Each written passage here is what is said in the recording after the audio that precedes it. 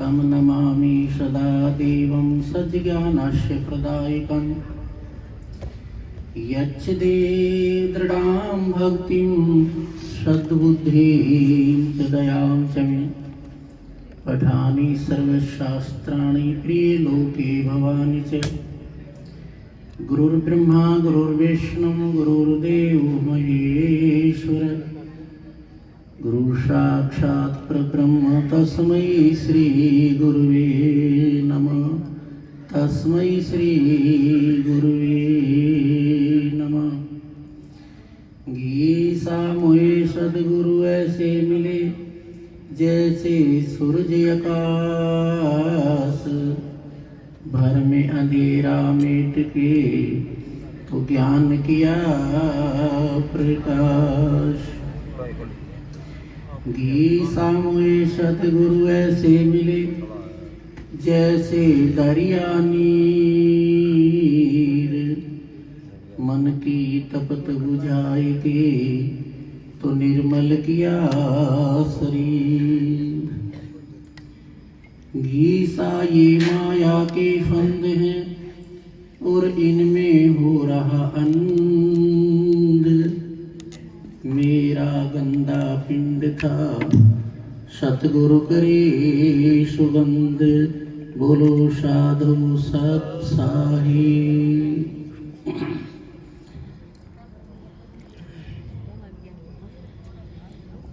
महामहिम प्रातः स्मरणीय वंदनीय संत वृंद व मेरे प्यारे सदगुरु के चरण अनुरागी हंसों, आप काफ़ी समय से सत्संग सुन रहे हैं। साहिब जी की वाणी में पूरा भक्ति का जो है वो सार बताते हुए कहते हैं कि मेरा गंदा पिंड था सतगुरु करी सुगंध। साहिब जी एक जगह और भी कहते हैं कि ये हाड मास का पुतला ऊपर ला गया चाम या में क्रिया ना बने सभी भ्रष्टल काम। सारी अशुद्धियां इसके अंदर भरी हुई हैं। भक्ति मार्ग में परमात्मा का प्यार अगर हमारे अंदर जागृत हो जाए तो ये जितनी भी बीमारी है ये सब बाहर भाग जाती है। बार बार किसी चीज को रिपीट करना, बार बार किसी चीज को रटना, जाप करना, अजप्पा करना, उसको सिमरन कहते हैं। तब नाम का सिमरन हो जाएगा तो अंतःकरण परम पवित्र हो जाएगा। और परम पवित्र जब अंतःकरण हो जाता है तो सत्य पुरुष की आरसी इन संतन की दे और लख्या जो चावे अलख को तो इन्हीं में लख ले। उस परमात्मा जैसे दर्पण में चेहरा दिखाई देता है जब हमारे अंदर पकड़कर इश्क का झाड़ू सफा कर दिल के हुजरे को, इश्क कहते हैं प्यार को, परमात्मा के प्यार का झाड़ू इसके अंदर में लगाएगा ना तो गंदगी क्या है इसके अंदर? गंदा पिंड था सतगुरु करी सुगंध। क्या गंदगी है इसके अंदर? इसके अंदर जो है मान, बड़ाई, गर्व, ईर्खा, राग, द्वेष, निंदा, चुगली और 5 और हैं काम, क्रोध, लोभ, मोह, अहंकार और 5 के साथ 5 प्रकृतियां और हैं। जैसे काम वासना 5 प्रकार से होता है। काम वासना 5 प्रकार से जागृत होती है शरीर में। इनको समझना पड़ेगा हमें किस किस चीज से। काम की प्रकृति है 5 और ये जो 5 है 5 पंजे 25 प्रकृतियां हैं। हर एक की 5 यानी एक के 5 बेटे लगा ले कोई बात नहीं। तो काम के 5 बेटे हैं, 5 पुत्र हैं, 5 प्रकृतियां हैं। तो वो कौन सी है? काम और अकेला नहीं होता। 5 विषय जब होते हैं तो विषय क्या है? शब्द। शब्द से, शब्द सप्रश, सप्रश से, शब्द सप्रश रूप, रूप से, शब्द सप्रश रूप, रस, रस से, और गंध, ये 5 विषय हैं। ये विषय प्रधान विषय भी माने हैं। 5 विषय दुख रूप जिन्हों का गुरु मूल उखाड़े। गुरु लोगों की बस की बात है, बाकी किसी के बस की बात नहीं है कि इनको जड़ से उखाड़ के फेंक दें। तो ये जब तक भंगार हमारे अंदर होंगे ना, तब तक भक्ति का एक बीज भी नहीं उगेगा। जैसे रणरेई का खेत देखा होगा ना आपने, उसमें घास भी नहीं पैदा होता। तो जिसके अंदर इनमें से एक भी अगर विकार है तो वो भक्ति में सक्सेस नहीं हो सकता, भक्ति नहीं कर सकता, और वो कुछ भी कर ले। ये 5 विषय मनुष्य में है। प्रकृति में देखिए, जिस जीव में एक विषय है ना, उसकी भी बड़ी विचित्र कहानी है, बड़ी विचित्र उसकी लीला है। शब्द का विषय हिरण में होता है, और हिरण पकड़ने वाले जो हैं शिकारी, झीड़ियों में छिपके बांसुरी बजाते हैं, और वो बांसुरी का आशिक होता है। उसमें जो गुण होता है, उसमें या खासियत होती है शब्द की। अगर शब्द की खासियत ना हो हिरण में, तो उसकी स्वतंत्रता को कोई नहीं छीन सकता। उसमें जो खोट है शब्द का, और उसको मारने के लिए, उसका शिकार करने के लिए शिकारी झीड़ियों में, झाड़ियों में छिप के बांसुरी बजाता है। और वो स्वतंत्रता छोड़ के जंगल की मृगाणियों के झुंड को छोड़ करके, और उसका दीवाना हो जाता, पागल हो जाता। जिस तरह हमारे विषय विकारों की कैंचली चढ़ जाए, जैसे सड़क पर कैंचली आ जाती है तो कुछ नजर नहीं आता, जो संपर्क में आगा उसी डस लेगा। हमारे भी विकारों की कांचली आई हुई है, हमें कुछ दिखाई नहीं देता किसी प्रकार का। तो हिरण जो है ढूंढता ढूंढता वहां आ जाता है और अपने आप को खो देता है उसके अंदर। जिस तरह हम विकारों के अंदर अपने आप को धकेल देते हैं, बिल्कुल अंधे हो जाते हैं, आंखें बंद कर लेते हैं और उसमें कूद जाते हैं।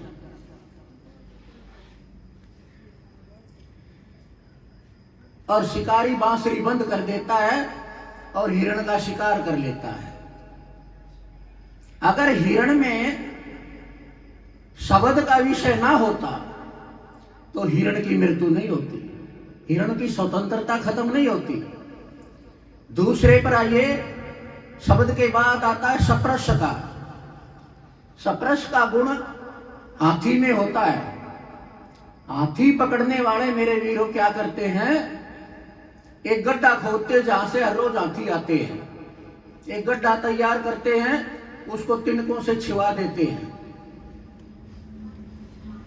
और उसके दूसरे पोर पर, दूसरे किनारे पर कागज की बड़ी सुंदर हथड़ी बना देते हैं। फंसाने के तरीके हैं।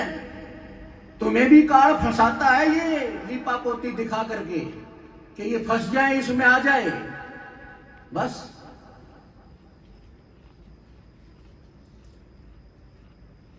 और वो मस्त मत वाला हाथी मस्त आता है और वो गड्ढे के बारे में विचार नहीं करता। जिसके विकार भर जाते हैं ना दिमाग में, वो आंखें होते हुए भी अंधा हो जाता, उसको कुछ नजर नहीं आता, कुछ भी। वो कुएं में कूदने के लिए तैयार हो जाता है। अब हाथी ने देखा बड़ी सुंदर हथनी है, सप्रस का विषय है उसके अंदर। अगर सप्रस का विषय ना होता तो हाथी की दुर्गति नहीं होती और वो उस हथनी पर लपकता है और लपकने से पहले ही उस गड्ढे में गिर जाता है। उसको कई दिन भूखा प्यासा रखा जाता है और उसको खूब जो है यातनाएं दी जाती हैं, दुख दिए जाते हैं। और फिर वो बिल्कुल शरीफ शुदा हो जाता है। तो आपने देखे होंगे गली गली गांव गांव में हंडाते फिराते हैं इतनी भारी वस्तु को। अगर उसमें सप्रस का विषय ना होता तो उसको कोई भी बंदी बनाने वाला नहीं होता। हमारे अंदर भी अगर ये विषय ना हो तो काल हमारा कुछ नहीं बिगाड़ सकता। ये काल के एजेंट है, काल ने बहका सिखा के भेज रखे हैं कि मनुष्य का और कोई इलाज नहीं, तुम जाओ और तुम्हारे हाथ में है, मनुष्य का इलाज कर दो बस, ठीक है।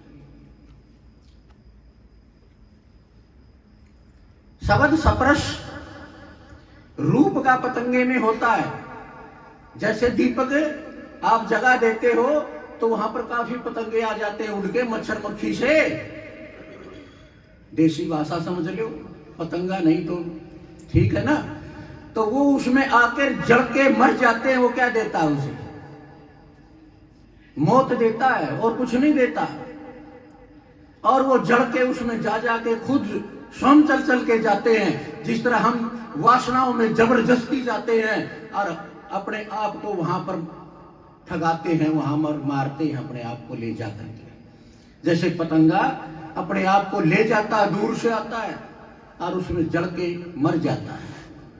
शब्द सप्रश रूप रस का भंवरे में होता है।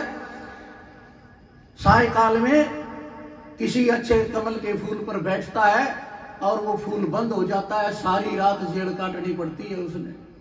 और सुबह मस्त हाथी आते हैं, तोड़ के पैर के नीचे रगड़ के फेंक देते हैं उसको। 5 विषय साहिब जी कबीर जी ने भी इनका वर्णन किया है कि 5 विषय दुख रूप जिन्हों का गुरु मूल उखाड़ है जी। गुरु ही इनकी जड़ उखाड़ सकता है, बाकी किसी में हिम्मत नहीं है। और जब मूल उखड़ जाएगा तो ये जितनी भी गंदगी बताई थी ना, ये सब गंदगियां साफ हो जाएंगी। तुम्हारा विचार, तुम्हारा आचार और तुम्हारा व्यवहार यानी सब बदल जाएगा। तुम नहीं रहोगे। जिस दिन तुम ना रहो ना, उस दिन समझ लेना कि मैं सत्संगी हो चुका हूं। बाकी गाने बजाने से नहीं। साहिब जी कहते गाना बजाना सत्संग ना करिए, मन की चाव उमंग। और जय सच्चे सत्संग ने चाहे तो भाई खोज देख ले अंग, अपनी खोज ना कर। साहिब जी एक वाणी में और कहते हैं कि मारी गाई गावेगा तो जन्म जन्म दुख पावेगा, और मारी गाई शोधेगा तो अगम लोक जा पहुंचेगा। तो हमारा जब सब कुछ बदल जाएगा तो समझ ले सत्संगी सत्संगी सबके हैं। सत्संगी सत्संगी सबके हैं, दुर्लभ सत का संग। और सत्संगी उसने जानिए नित्य चढ़े सवाया रंग। हमारा रंग फाइड हो जाता है 2-4 दिन में। बोले हम भी जाया करते, क्यों भाई था रखे हो गया। 2 दिन किसी की धोख मार ली, 2 दिन किसी गुरु के धक्के खा लिए, 4 दिन किसी के जा लिए, उद्धार नहीं हो सकता। तो 5 विषयों पर जब हम ध्यान देंगे तो 5 विषय परमात्मा से प्रेम जब जुड़ जाएगा ना, तब ये विषय शांत हो सकते हैं। वरना इनको ये ज्ञान की कटारी से ही मारे जाते हैं। बाकी इनका मारने का कोई तरीका और नहीं है। और वो कटारी जो ज्ञान की है वो गुरु से मिलेगी। और गुरु के आगे हम सच्चाई पेश नहीं करते। शुरुआत में ही गुरु शिष्य जब मिलते हैं तो शुरू से ही झूठे वादे करना शुरू कर देता है शिष्य। बोला तन मन धन सब तेरा, लेकिन कोई नहीं देता। यो तन आप सोचिए किस किस को दे रखा है तुमने। ये मन भी सोचो अंदर से कि मैंने किस किस को दे रखा है। प्रसाद की तरह 1000 जगह बांट रखा है, बेटे में, पोते में, पड़ोते में, परिवार में, रिश्तेदार में, पता नहीं कहां कहां भेज दिया। परमात्मा के प्रेम में कहां जगह है। साईं जी कहते हैं जो तुम्हारे पास बुरी से बुरी वस्तु है, जो तुम्हें तंग करती है, जो तुम्हें सताती है, जो तुम्हारा जन्म मरण बिगाड़ती है, उस ऐसी वस्तु को सोच के गुरु के अर्पण कर दे। तन मन धन की तो के टाट मारेगा, गुरु के करेगा बताओ तन मन धन का। अरना तुम दे सकते, बिल्कुल झूठ है, नहीं सौंप सकता कोई। तो पहला वादा ही जब झूठा गुरु से कर दिया तो बहुत सागर पार होने का लक्षण है क्या ये? बहुत सागर पार होने का लक्षण नहीं है ये। अब कह देते हैं कि पहले दाता शिष भये, पहले दाता शिष भये जिन्हें तन मन दिया दान। चलो मान लिया, मान भी लेते हैं कि भी पहले दाता जो है वो शिष्य हुआ जिसने तन मन दान दिया, लेकिन तन भी झूठा और मन भी झूठा, सौ झूठा का एक झूठा, और धन भी झूठ से इकट्ठा होता है, पाप से कर्म से इकट्ठा होता है। अब बताओ कौन सी पवित्र चीज है तुम्हारे पास? पहले दाता शिष्य भय जिन्हें तन मन दिया दान, और दूजे दाता गुरु भय जिसने नाम बख्श दिया दान। नाम एक ऐसी जड़ी है, नाम एक ऐसी चीज है कि जन्मों जन्म के पापों को काट के जड़ा बढ़ा के भस्म कर देता है। नाम में इतनी ताकत होती है। साहिब जी कहते हैं नाम मेरा, अरे नाम मेरा तेरे पाप भी काट दे, और जो पाप करने से तू मन डांट दे। पिछला जो किया हुआ पाप कर्म है वो नाम से कट जाएगा। जब भी नाम हृदय धरो भयो पाप को नाश। जैसे चिंगारी अगन की और पड़ी पुरानी घास,